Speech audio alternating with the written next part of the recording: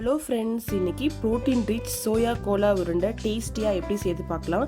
வெளியே கிறிஸ்பியாக உள்ள சாஃப்டாக சூப்பராக இருக்கும். வாங்க எப்படி செய்து சொல்கிறேன். ஃபஸ்ட்டு தேவையான சோயாவை ஹாட் வாட்டரில் போட்டு பிழிஞ்சு எடுத்துக்கோங்க.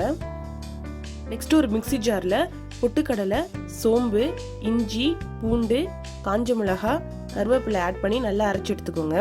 நெக்ஸ்ட்டு அதிலே நம்ம ரெடி பண்ணி வச்ச சோயாவை ஆட் பண்ணிக்கோங்க.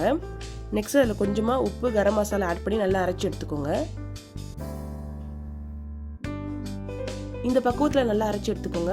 நெக்ஸ்ட் மிக்சி ஜார்லேருந்து ஒரு பவுலில் ட்ரான்ஸ்ஃபர் பண்ணிக்கோங்க. அதை கட் பண்ணி வச்ச ஆனியன், கொரியாண்டர் ஆட் பண்ணி நல்லா பிசைஞ்சு எடுத்துக்கோங்க.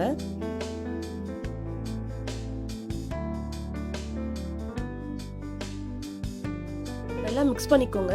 உங்களுக்கு தண்ணியாக இருக்க மாதிரி ஃபீல் பண்ணிங்கன்னா நீங்கள் அரிசி மாவு கூட அதில் ஆட் பண்ணிக்கலாம். நல்லா டைட்டாக பால் மாதிரி ஷேப்பில் எடுத்து வச்சுக்கோங்க. டைட்டாக பால் ஷேப்பில் ரெடி பண்ணிக்கோங்க.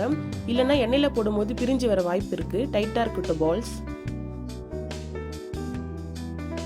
நெக்ஸ்ட் ஒரு கடாயில் எண்ணெய் நல்லா சூடானதும் ரெடி பண்ணி வச்ச பால்ஸ்லாம் போடுங்க.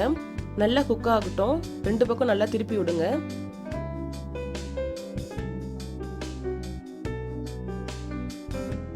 நல்லா ஃப்ரை ஆகிட்டு கோல்டன் ப்ரௌன் கலரில் வந்துருச்சு. இந்த ஸ்டேஜில் எடுத்துடலாம். நல்லா ஆயில் ஃபில்டர் பண்ணி ஒரு பிளேட்டில் எடுத்துக்கோங்க. பாருங்கள் எவ்வளோ கிறிஸ்பியாக இருக்குது. வெளியே நல்லா கிறிஸ்பியாக உள்ள சாஃப்டாக சூப்பராக இருக்கும். இந்த ரெசிபியை கண்டிப்பாக உங்கள் வீட்டில் ட்ரை பண்ணி பாருங்கள். கண்டிப்பாக பிடிக்கும். உங்கள் ஃப்ரெண்ட்ஸ்க்கும் ஷேர் பண்ணுங்கள். இது மாதிரி சூப்பரான ரெசிபிக்கு என்னோட சேனலை ஃபாலோ பண்ணுங்கள். தேங்க்யூ ஃபார் வாட்சிங்.